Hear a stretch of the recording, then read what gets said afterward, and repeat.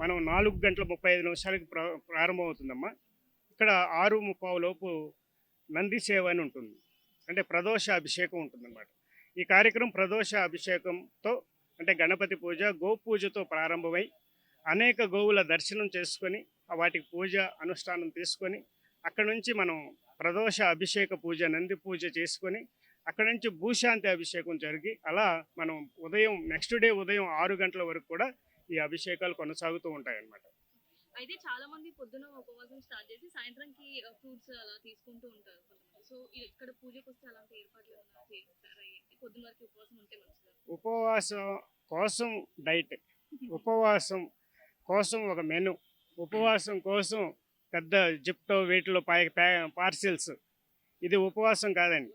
Fruit salads అన్నీ ముందు ఉపవాసం అని చెప్పి అవి కొయ్యటం, ఆ తోలు తీయటం, ఇలా టైం వేస్ట్ చేస్తారు. ఇక్కడ కావాల్సిన ఉపవాసం అంటే భగవంతుడికి దగ్గరగా ఉండటం, భగవంతునితో ఉండటం, నీలో ఉన్న భగవంతుడిని మేలుకొలపటం, మనలో ఉన్నటువంటి శివుణ్ణి మేలుకొలిపి మనలో ఉన్నటువంటి శివుడితో మనం ఐక్యం అందటమే శివరాత్రి యొక్క పరమ ఉద్దేశం. కాబట్టి దీన్ని చాలా మరింత గొప్పగా శోభిల్లే విధంగా ఈ యొక్క కార్యక్రమం జరగబోతుంది.